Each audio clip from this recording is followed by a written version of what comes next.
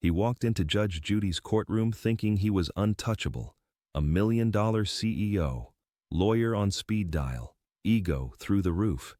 Then he looked Judge Judy straight in the eye and said the words that ended everything. "My lawyer will finish you." The courtroom went dead silent. Judge Judy didn't yell, she didn't argue, she didn't even blink. She spoke for 60 seconds, and by the time she was done, grown men in the audience were frozen in shock. The CEO's face had gone pale, and his confidence was gone for good. He never saw it coming. But before we get into it, tell me, where are you watching from? Drop it in the comments and hit subscribe for more shocking courtroom moments. The CEO's smirk does not fade after Judge Judy's 60-second dismantling. If anything, it sharpens.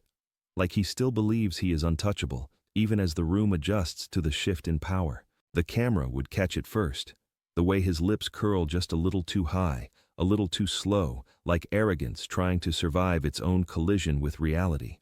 He straightens his suit cuffs as if brushing off her words, then leans back in his chair with a confidence that now feels forced, almost brittle.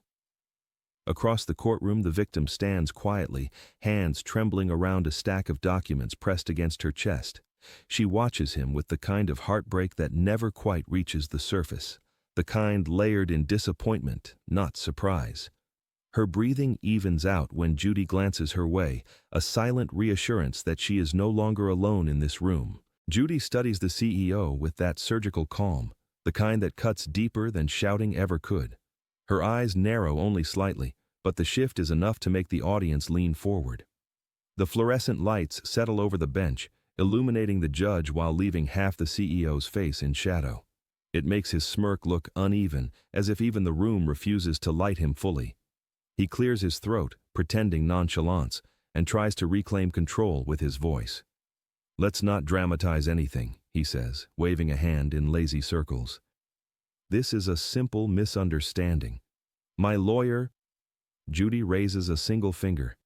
"You do not need a lawyer to answer basic questions," she says. Her tone is level, unhurried.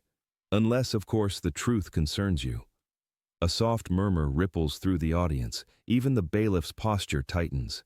The CEO chuckles, too loudly, too quickly, as if sound alone could drown insecurity. He shakes his head like a man indulging a child. "Judge, I run $1 million company. Things get busy, details slip. My staff handles most of this." "That's so?" Judy asks. She does not blink. His jaw stiffens for a fraction of a second. He knows that tone. Everyone does. It is the tone she uses when she decides the truth is hiding right in front of her, waiting to be dragged into the light. The victim shifts, gripping her documents tighter. A paper edges out of the stack, a contract corner, wrinkled from too much holding, too much fear. Judy notices. She always does. "Sir," she says slowly, "you claim your staff handled this deal?" "Absolutely." His smirk brightens, as if rewarded. Judy leans in a fraction, the camera closing into a tight shot of her eyes, sharp, steady, impossible to read. "Good," she says. "Then you will have no problem answering one very simple question." The CEO's smile freezes. The courtroom goes still, breath suspended, lights humming like something alive. Judy taps the desk once, a soft echo that lands like a warning. "Tell me," she says, "why does your version of the events not match the timeline your own documents suggest?" His smirk flickers, the first visible crack, and for one suspended moment, he cannot answer. His pause lasts one beat too long, the kind of silence that exposes a man louder than words ever could. The smirk returns, but not cleanly. Now it twitches at the edges, fighting to stay alive. The camera lingers on his face, catching the shift the way only a courtroom lens can. Subtle, unwilling, undeniable. The CEO leans forward, elbows on the desk, trying to control the narrative with posture alone. But his eyes betray him, darting briefly toward the documents in the victim's hands, then away again. Judge Judy notices the flicker. She always notices the flicker. "Let me repeat the question," she says, tone even, "because your silence tells me you may not have understood it the first time." The audience shifts, Even the bailiff glances up, sensing tension forming like a storm cloud over polished wood. "I understood," the CEO replies, too quickly. His voice trips on the word, catching itself before falling. He straightens his tie, a habit of a man whose confidence is not rooted in truth, but in performance. I do not recall every detail. My legal team is not here," Judy cuts in gently, "and I am not asking them. I am asking you." His throat tightens. The microphone catches the swallow. Across the aisle, the victim lowers her gaze, her hands still trembling around the documents she carries like a shield. A page slips free again, revealing a faint blue signature. Familiar, repeated, and her breath hitches before she tucks it back. But it is too late. Judy saw it. "Ma'am," Judy says softly, shifting her attention, "why do you keep holding that contract instead of setting it down?" The victim hesitates. "Because," she whispers, "I keep hoping he will finally tell the truth about it." A ripple moves through the courtroom, quiet but heavy. The CEO scoffs, the brittle kind of laugh that comes from a cornered ego. "Truth? I have been honest from the start. She is simply confused. This is all just confusion," Judy murmurs. Rarely involves a defensive laugh. He freezes mid-smirk. The moment fractures around him. The judge gestures toward the folder sitting by his elbow. "You brought documents today. Good. Then hand me the one you claim proves your timeline." He hesitates. Barely. But the hesitation is long enough for the entire room to see the truth he wishes he could hide. Which one?" he asks, voice thin. Judy lifts her chin. "The one you have been avoiding since you sat down." The camera zooms on his hand as it drifts toward the folder. Slow, reluctant, as though touching it might burn him. The victim watches with wide, fearful eyes. The audience leans forward with unified breath. He finally slides the folder across the desk. It hits the wood with a thud far heavier than paper should ever make.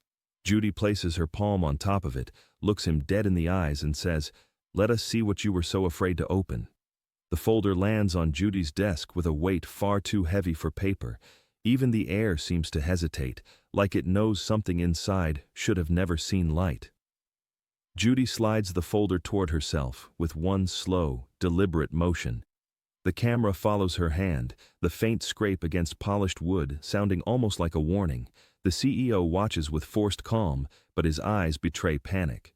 They flick to the exit door, then back to the folder, then to Judy, calculating, failing, recalculating again. She opens the cover. A quiet rustle. A single page lifts itself slightly, as though rising to greet judgment. The victim shifts on her feet, her breath shallow. Her fingers tighten around her own copy of the documents, trembling enough that one corner bends under pressure. She is not looking at Judy. She is looking at him.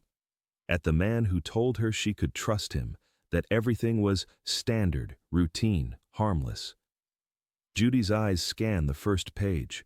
Her brow does not raise, her mouth does not move. But the silence thickens. Fluorescent lights hum above them, filling the room with a cold, buzzing tension. "This," Judy says quietly, tapping the contract, "is your version?" The CEO nods, too quickly. Yes, of course. The official agreement. That is exactly what she signed. But it is not confidence. It is rehearsal. The tone of a man reciting a lie he practiced in the mirror. Judy lifts another page. Handwriting sprawls across the bottom, angular, confident, a signature meant to look authoritative. She tilts the page slightly toward the light. Ink reflects, and with it, the room stills. The victim shakes her head before Judy even speaks. Tears don't fall, but they cling at the corners of her eyes like unspoken truths. "I never wrote that," she whispers. The CEO laughs, but the sound cracks halfway, splintering like cheap plastic under pressure. She is misremembering. People forget. Besides, that signature is perfectly clear. "It is too clear," Judy interrupts. Her voice is calm, but something razor-sharp hides beneath it. She holds the page up to the overhead light, letting the glare expose faint inconsistencies. Pressure marks too heavy, strokes too deliberate. The audience leans forward, unified breath held in one long inhale. Judy narrows her eyes, shifting the page an inch left, then right, as if coaxing truth from ink. Interesting, she murmurs. The CEO's smile twitches. His fingers drum the table, fast, uneven, betraying nerves he cannot conceal. What is interesting? He asks, voice thin. Judy lowers the page, just enough for the camera to catch the slightest curve of revelation forming at the corner of her mouth. The signature, she says, does not match the one on her ID. The victim gasps softly, not from surprise but from relief. The CEO's throat tightens visibly. Judy slides to the next page and pauses. Her eyes sharpen. Her posture shifts. The room falls utterly silent. She lifts the third page toward the light, and something in the ink makes her expression harden. Now this, she says, is a problem. His smirk finally breaks. Not much, just enough to expose the fear hiding underneath the polish. And the moment Judy tilts the page toward him, the last trace of confidence drains from his eyes. Judy holds the third page delicately, almost reverently, like evidence that deserves a moment of silence before its truth is revealed. The ink glimmers under the lights, catching the room in a strange stillness. The CEO shifts in his seat, a faint squeak from the chair giving away the tension he cannot keep still. "Mr. Collins," Judy says, her tone calm but heavy. "Approach." The camera follows his slow rise. His steps are measured, but his breathing is not. He stops half a foot from her bench, hands clasped behind his back in an attempt at appearing composed, but his thumbs rub against each other. Restless, anxious, exposed. Judy lowers the page so he can see it fully. "Explain this." He blinks twice. Too fast, too hard. That is her signature. Right there. I watched her sign it." The victim lets out a soft, wounded sound, the kind that comes from someone who has been lied about too many times to even muster outrage. Her hand covers her mouth, but her eyes stay fixed on him, searching for something human. Judy inhales slowly. "You watched her sign it?" "Yes," he repeats, firmer this time, as if volume could stitch truth into place. Judy tilts her head, that small, deadly gesture of hers that always means she has heard enough lies for one morning. "Interesting," she murmurs. The CEO swallows.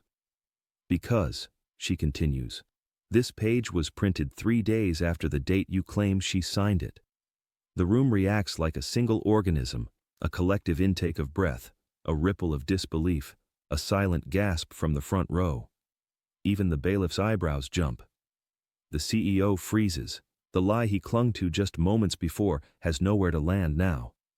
That cannot be right," he stammers. "Maybe your staff mislabeled." "My staff," Judy says sharply, "does not mislabel. Try again." His jaw clenches. His tongue darts out to wet, dry lips. "All right, maybe she forgot."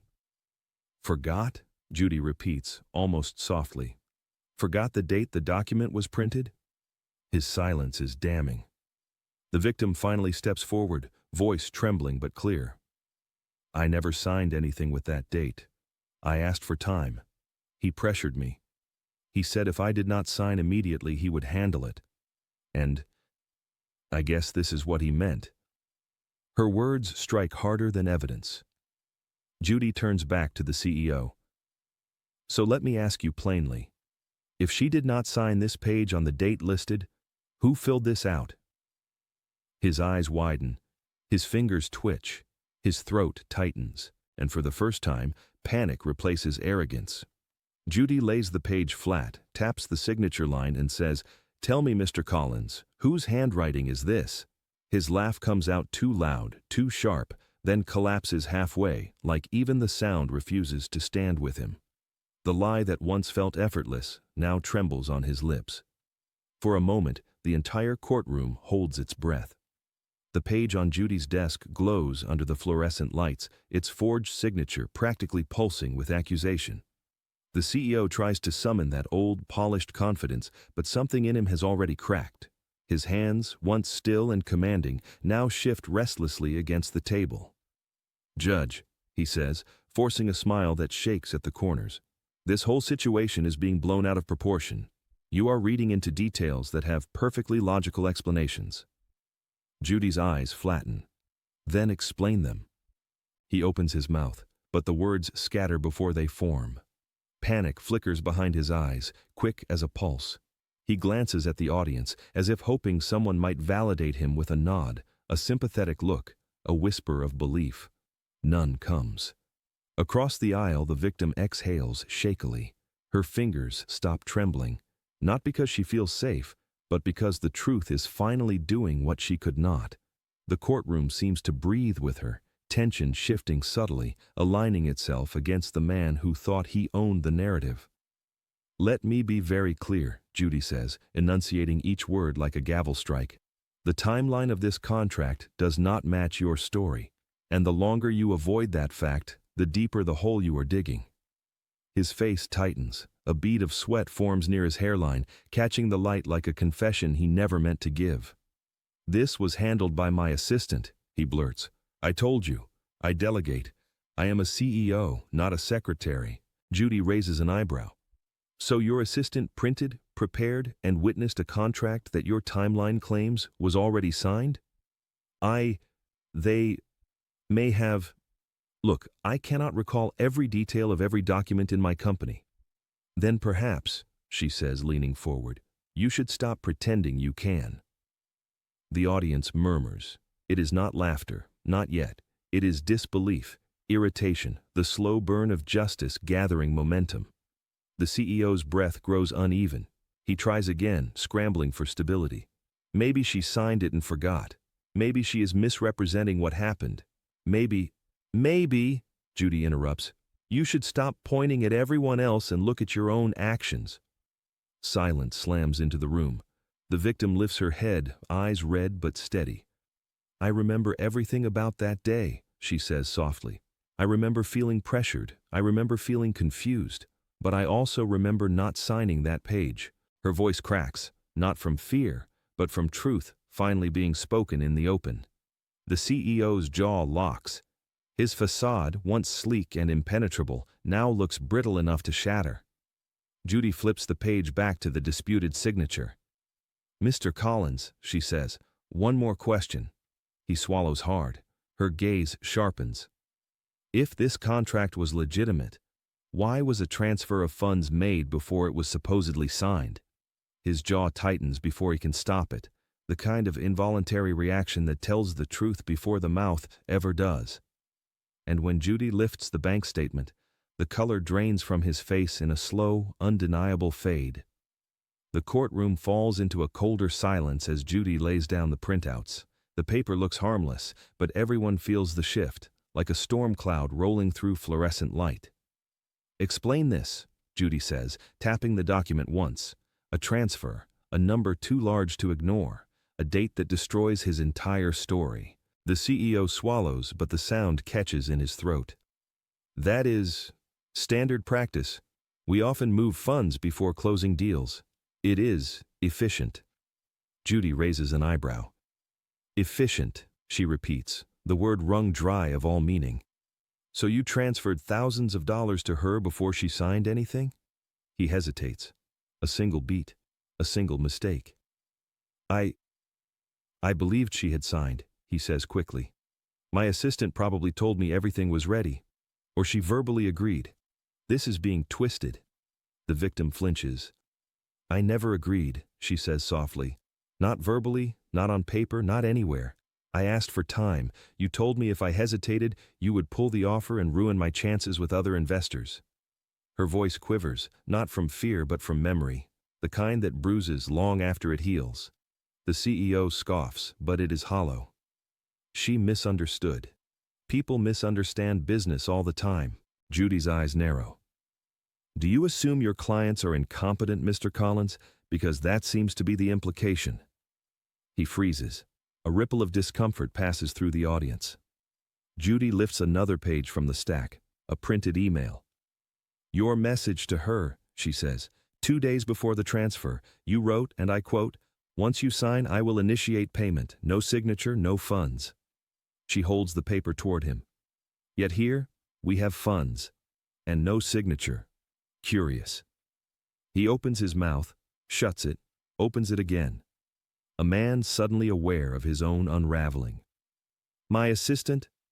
Your assistant, Judy cuts in, has become quite convenient today. He stiffens. The victim watches him with a raw mix of anger and exhaustion. She squeezes her hands together, grounding herself. Her shoulders rise, fall. Her voice barely reaches the microphone. That transfer wiped out my savings account, she says. I thought it was a mistake. I called his office. They told me not to question it, or I would jeopardize the partnership. I felt trapped. Her words strike harder than any evidence. Judy leans back slowly, letting the weight settle. This is no misunderstanding, Mr. Collins. This is manipulation. And now we are approaching deception. His breath stutters. The room thickens with tension. Judy's tone softens, the dangerous kind of soft. I think we need a clearer picture of what really happened. She nods to the bailiff. A door opens. Footsteps echo. The CEO turns, and his face drains of all remaining color. Judy says, "Bring in the witness who handled the paperwork." The side door opens, and the CEO's face empties of color in an instant. Not a fade, not a crack, but a collapse. Because the person walking in is the last one he wanted in this room. The assistant steps inside, posture small and hesitant, but there is something steady in their eyes, the quiet resolve of someone who has spent too long carrying a truth alone. Their hands clutch a slim laptop and a manila folder pressed flat against their chest. The air shifts as every pair of eyes tracks them across the room. The CEO's chair scrapes backward an inch. "What is he doing here?" he demands, voice too loud, too sharp, the voice of a man who just lost control of the script. Judy does not look at him. "I requested his presence," she says. "It seems we require clarity you cannot provide." The assistant stands at the witness podium, inhaling once, deeply, like choosing courage over fear. "Your Honor," they begin softly. I know things he probably does not want me to say, but I am tired of being blamed." The CEO shoots up from his chair. "Do not you dare!" "Sit," Judy says, not raising her voice. He sits. The assistant opens their folder with trembling fingers. The contract he submitted as the official version is not the one you saw first. It was modified the morning before the meeting with her. Their voice cracks, but they push forward. "He told me to clean it up, to make it match the terms he wanted, not the terms she agreed to." The courtroom erupts in whispers. Even the bailiff looks stunned. The CEO shakes his head violently. "Lies. You were incompetent from the day I hired you. You misunderstood instructions. You always—" "Enough," Judy snaps, but her tone remains controlled. "Let the witness speak." The assistant continues, pulling a USB drive from their folder. "I saved the original file," they say quietly. "I knew this might happen. I knew he would blame me. He always does." The victim presses a hand to her mouth, emotion shaking her shoulders. The entire room seems to lean closer, as if the building itself wants to hear the truth.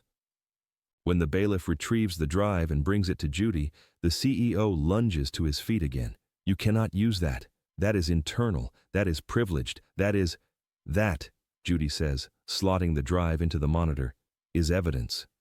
A digital file opens on the screen. A contract. Clean, simple, honest. Nothing like the forged one she was given. The CEO's breath grows shallow.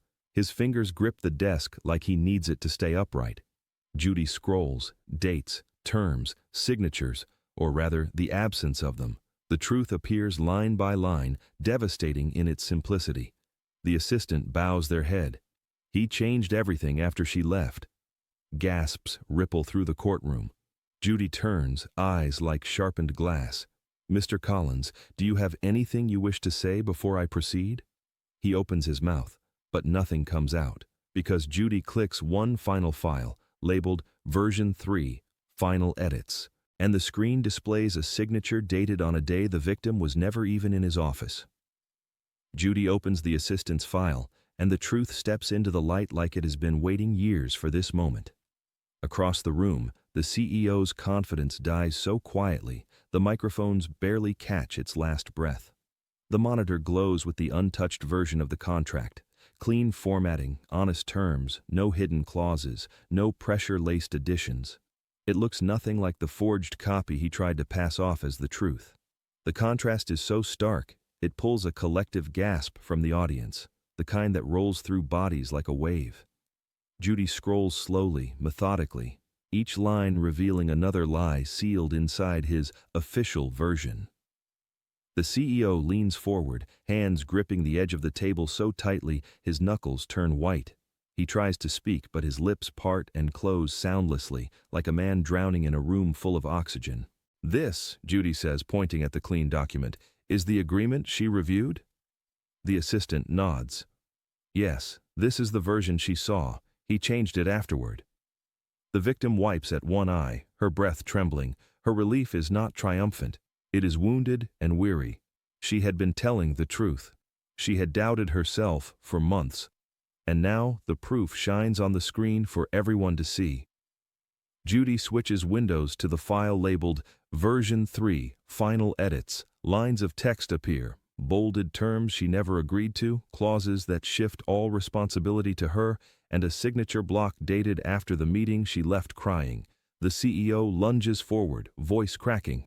"That file is not accurate. It was a draft. It was—" "Stop." Judy's command is quiet, but it hits him like a blow.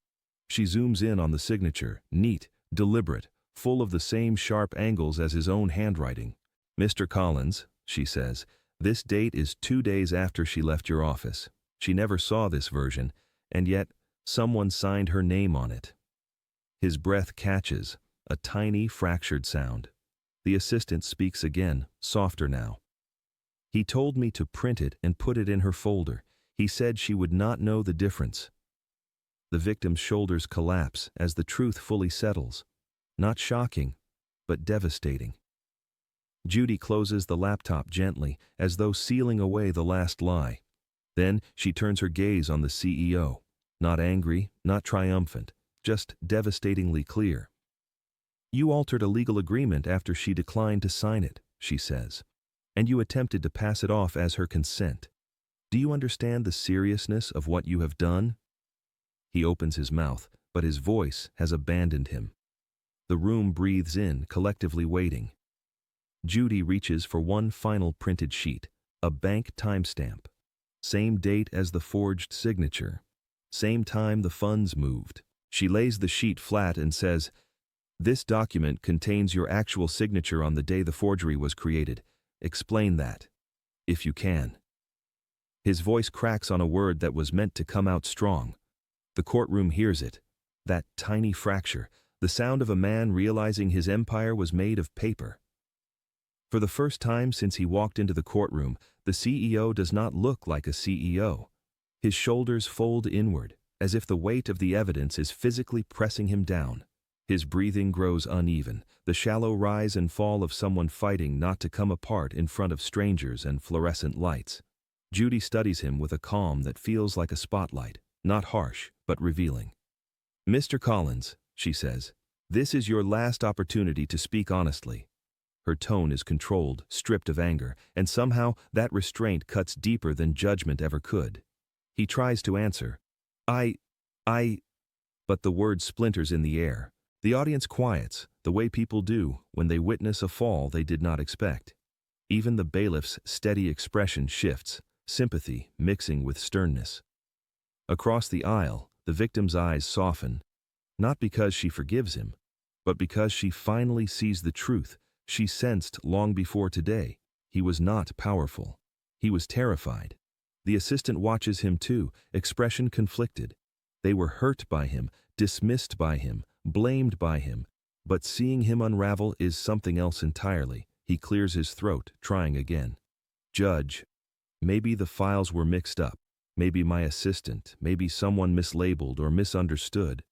The assistant's head drops. The lie stings them more than the earlier accusations. Judy does not raise her voice. She simply says, "Mr. Collins, your signature is on the forged file." And everything in him collapses a little more. Silence fills the courtroom. Thick, heavy, stretching seconds longer than comfort allows. The man who once strutted into this room with $1 million swagger now looks like he is made of trembling breath and regrets. You have contradicted your own timeline, Judy continues. You have contradicted your own documentation. You have contradicted yourself. He runs a hand through his hair, fingers trembling. I did not mean, I never wanted, this whole thing got out of hand. There it is, a slip, a surrender. The victim clasps her hands to steady herself, her lips part in disbelief. Judy leans forward, voice steady. What got out of hand, Mr. Collins? He freezes. The truth hovers just behind his eyes, visible but still fighting to stay hidden. The assistant shifts, guilt flickering across their face. They know something he has not said yet. Something bigger than forged signatures or altered clauses. Judy senses it instantly. Her gaze sharpens, her tone softening rather than rising. That softness disarms him more than confrontation ever could. Before I continue, she says, I am giving you one chance to tell the truth. He opens his mouth, and nothing comes. Not a word, not even a lie. The courtroom waits. Judy folds her hands, eyes locked on him. Mr. Collins, is there anything honest you want to say before we go further? He opens his mouth to lie. Everyone in the room can see the instinct spark behind his eyes. But what comes out is not a lie. It is the truth slipping through the crack in his ego. For a moment, he simply breathes, ragged, uneven, as though every inhale carries the weight of months spent pretending. His gaze flicks from Judy's steady eyes to the documents scattered like debris from the collapse of his own narrative. He rubs his palms against his trousers, trying to ground himself, but nothing steadies him now. I did not want to lose the deal, he murmurs, almost inaudibly. The courtroom stills. The victim's breath catches. The assistant closes their eyes. Judy tilts her head, not pressing, not prodding, just allowing the truth to unspool at its own pace. Go on. He swallows. His voice wavers, trembling at the edges. She kept asking questions. She wanted more time. She was supposed to sign that day. Investors were watching me. I could not look like I had failed again. The word failed hangs in the air, heavier than any forged signature. He tries to continue with confidence, but the veneer shatters mid-sentence. I thought if I adjusted the document, she would realize it was fine later, that it was standard. The victim's hand moves to her chest, fingers trembling. Her eyes shine, not with victory, but with devastation at hearing how casually he dismissed her fear. Judy's voice is quiet but firm. You altered a contract and backdated a signature because you felt pressured? Yes, he blurts. Too fast, too raw. And then he flinches, realizing what he admitted. I mean, no, But the truth cannot go back into the cage it escaped from. His shoulders collapse forward. He grips the table as though the wood might anchor him to the person he wishes he still appeared to be. The assistant exhales shakily. He told me to fix it because the investors were losing patience. He said the deal had to look clean on paper. He drops his face into his hands.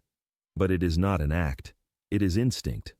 The unraveling of a man who built his identity on control, only to lose it in front of cameras, strangers, and the woman he manipulated. Judy watches with an expression that carries no triumph, only clarity. You understand, she says softly, that what you just admitted is serious, very serious. He nods weakly.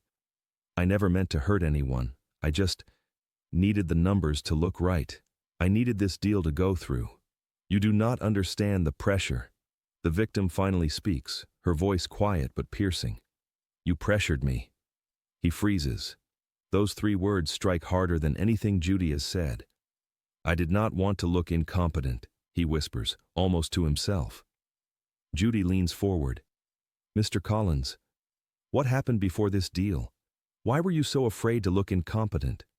He looks up, eyes hollow, mouth slightly parted, as though caught between confession and collapse. He whispers, You do not know what happened to my last deal. And the room goes silent as he struggles to finish. He tries to swallow the words back down, but they are already there, trembling on his lips. And when they escape, they do not sound like excuses. They sound like a man finally admitting the one truth he spent years hiding. Judy leans forward just slightly, enough to shift the gravity of the room. The cameras zoom in, catching every tremor in the CEO's expression. His fingers laced together tightly, knuckles bone white, as though he is physically holding himself together. "My last deal," he repeats, voice thin, frayed. It failed, spectacularly. The audience shifts, sensing the unraveling not of a lie, but of a life. He draws in a shaky breath. "I promised my investors a return that never came. I lost them a fortune. They said I was reckless, irresponsible, unfit to lead." His jaw trembles as he looks down at the desk. "I spent years trying to rebuild my reputation. One mistake, and they erased everything I worked for." The victim stares at him, not with pity, but with a dawning understanding of how someone else's insecurity could destroy her own security so easily. Judy's voice softens just enough to cut deeper. "So you decided to hide the failure by manipulating people who trusted you." "I was not trying to manipulate." "Yes," Judy interrupts quietly, "you were." The assistant shifts uncomfortably, guilt flickering across their features. They had seen this unraveling before, not here, not in front of the world, but in the office, behind closed doors, where ego disguised itself as ambition. The CEO wipes a hand across his face, dragging exhaustion down with it. "I thought if this deal went smoothly, I could prove myself again. I could show them I was not the failure they said I was." "And instead," Judy replies, "you proved them right." The words land like a final blow. He inhales sharply, wounded by the truth he can no longer outrun. The victim's voice breaks through the silence, soft and steady. "You hurt me to protect your pride." He looks at her, really looks at her, and his shoulders collapse inward. "I never meant for you to lose anything. I just could not handle another failure. I could not stand the humiliation." Humiliation. The word sits in the center of the room, heavy as stone. Judy folds her hands. "Mr. Collins, contracts are not emotional shields. You altered documents. You moved money without consent. You forged a signature. None of that has anything to do with humiliation, and everything to do with choice." He nods slowly, eyes glassy. "I know." The assistant clears their throat. "He told me after the last deal collapsed that he'd rather rewrite the truth than look weak ever again." The room freezes. Judy turns sharply. "Is that accurate, Mr. Collins?" He swallows. His gaze drops. Then he whispers the words that silence the entire courtroom. "Yes, I forged her signature because I could not afford to look wrong again." The victim gasps softly. Judy closes her eyes for one brief, pained moment. When she opens them, her voice is a quiet blade. "Mr. Collins, this was never about money. It was about your ego, and the damage you caused to protect it." For the first time since the hearing began, the CEO does not try to speak. He sits in silence, not calculated silence, but the hollow kind left behind when ego finally collapses under its own weight. A stillness settles over the courtroom, the kind that feels like the aftermath of a storm. Papers lie scattered across the desk, each one a fragment of the truth he spent months trying to bury. The fluorescent lights seem harsher now, casting stark shadows across his face, shadows that reveal the exhausted lines he had been hiding beneath tailored suits and practiced charm. Judy watches him, her expression unreadable, not triumphant, not angry, just steady. The calm center of a room that has finally stopped spinning. "Mr. Collins," she says gently, "look at me." He does, slowly. His eyes, once sharp with arrogance, now look unfocused, as though he is seeing himself clearly for the first time and does not like the view. "This is the point," Judy says, "where most people realize that power is not the same thing as permission." He flinches. The assistant looks down at their hands, guilt still flickering, but also relief. Relief that the truth, once suffocated, now has air again. Across from them, the victim holds her documents against her chest. Her fingers no longer tremble. The chaos of the moment settles into something close to peace, not victory. not closure, but the quiet reclaiming of her own story. The CEO swallows hard. His voice comes out as a whisper. I never wanted it to end like this. Judy tilts her head. End like what, Mr. Collins? With accountability? With honesty? With consequences you created? He drops his gaze.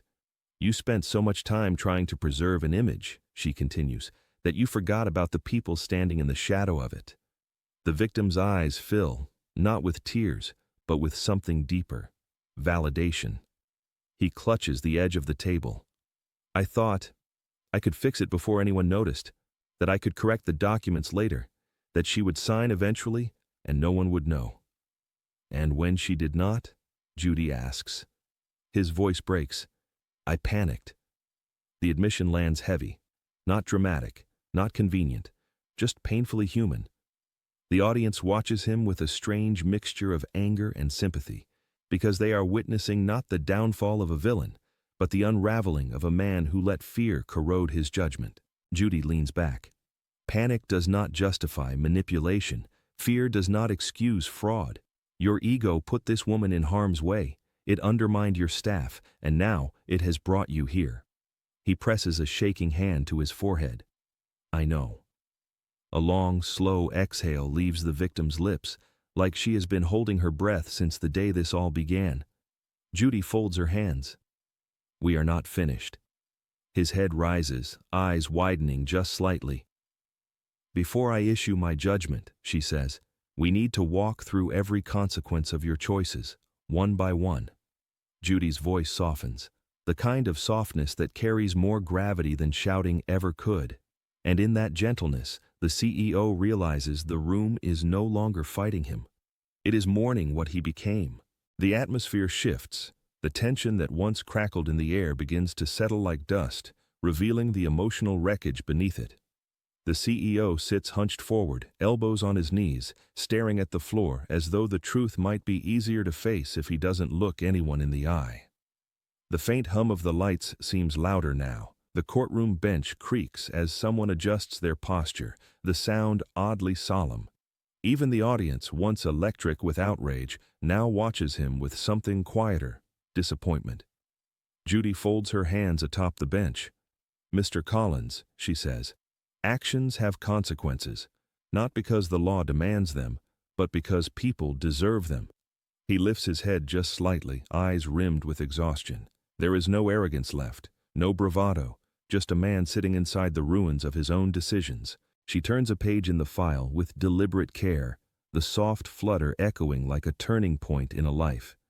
We will walk through each consequence one at a time.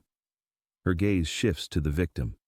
The unauthorized transfer depleted her financial cushion, putting her business and personal finances at risk. The victim nods faintly, lips pressed to hold herself steady. Judy continues. The altered contract created confusion, emotional distress, and the potential for legal harm. She lost time, security, and trust, things far more valuable than money. The CEO closes his eyes, pain shaping his features. And your assistant, Judy adds, looking toward the witness podium, was put in a position where they had to choose between employment and integrity. That is not a choice any employer should force on someone. The assistant swallows hard, looking down. Judy turns back to him. Your actions damaged not just one life, but several. He nods slowly, barely audible. I know. The simple honesty in that statement seems to shift the room again. Not in his favor, not in sympathy, but in recognition. He finally sees the full map of the harm he caused, and the realization carves lines across his face deeper than age ever could. Judy leans forward. You must understand something very important. You were not punished today by the truth. You were revealed by it. His breath catches, a tiny broken sound. The victim's eyes soften again, her voice emerging gently. You could have just told me the truth. You could have admitted you needed more time, but you chose to make me the shield for your fear. The words strike with unbearable clarity. He whispers, I'm sorry, but it is not an excuse. It is a confession. Judy lets the moment sit, heavy as stone. Then she straightens, her posture signaling the shift the entire room feels coming. "Mr. Collins," she says with quiet resolve, "now that we have acknowledged the consequences, it is time for your judgment." Judy's voice is calm, almost gentle, as she begins her ruling. But that gentleness is precisely what makes the CEO's breath falter, because quiet judgment carries a weight no gavel can match. The room feels smaller now, as if the walls have inched closer to witness what happens next. No one moves. No one whispers. Every heartbeat seems to wait for Judy's next word. "Mr. Collins," she begins, her hands folded lightly on the bench. "The evidence in this case is not complicated. What is complicated is the impact." He lifts his head, eyes hollow, bracing himself. "You forged a signature," Judy continues. "You altered a legal document. You initiated a financial transfer without proper authorization. And you misled the very people who trusted you to act with integrity." Each sentence lands like carefully measured stones, building the structure of his accountability. The victim grips the edge of her podium. The assistant stands rigid, holding their breath as though releasing it might tip the scales. Judy shifts her focus to the victim. "You were pressured, misled, and placed in a position where your business and personal security were jeopardized. You acted with dignity throughout this process, even when faced with manipulation." The victim's eyes fill, but she does not cry. She simply nods. Then Judy turns back to the CEO. Her gaze is steady, unblinking, and impossible to hide from. "You created chaos," she says softly, "to avoid embarrassment, and in the process, you harmed multiple people who did nothing but trust you." His shoulders shake in a barely contained breath. "I am ordering full restitution," Judy declares. "Every dollar transferred without consent must be returned.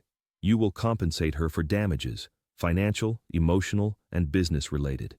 Additionally, your actions will be documented and forwarded for review." A stunned hush sweeps the courtroom. "Forwarded, for review." The words hang like a bell tolling in slow motion. The CEO's mouth parts, but no sound emerges.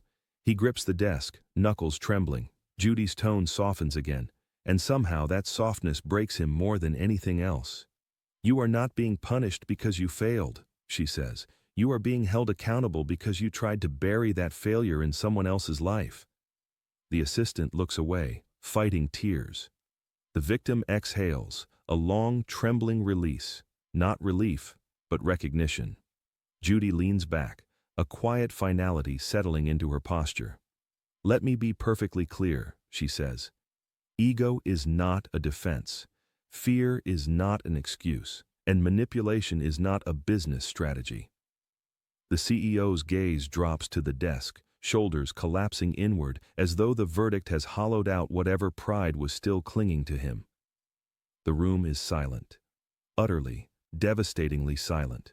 Judy's eyes soften one last time as she says, "And before I close this case, there is one more thing you need to hear." The courtroom is so quiet you can hear the soft ticking of the wall clock. The verdict has been delivered, but something still hangs in the air, unspoken, waiting. Judy looks at him, not with anger, but with truth. For a long moment, nobody moves. The CEO sits frozen, shoulders slumped, staring at the polished wood beneath his hands as though it might hold a version of himself he can still salvage. His breath comes shallow, uneven, the breathing of a man suddenly stripped of the persona he had spent years performing. Judy lets the silence stretch, not as punishment, but as clarity. "Mr. Collins," she says softly, "look at her." He lifts his gaze, slow and reluctant, and his eyes find the victim's. She does not flinch. She does not smile. She simply meets him with the quiet strength of someone who survived him and now stands taller for it. "You hurt her," Judy says, "not because you are evil, not because you wanted to destroy her, but because you convinced yourself your reputation was worth more than her reality." A shiver moves through the room, the shift that happens when a truth fits too perfectly.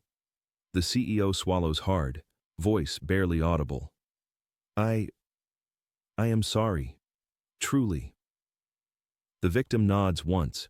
Her expression stays composed, but her eyes soften just slightly. Not forgiving, not forgetting, but acknowledging the moment for what it is. Judy continues. Apologies matter, Mr. Collins, but only when they come after accountability, not instead of it.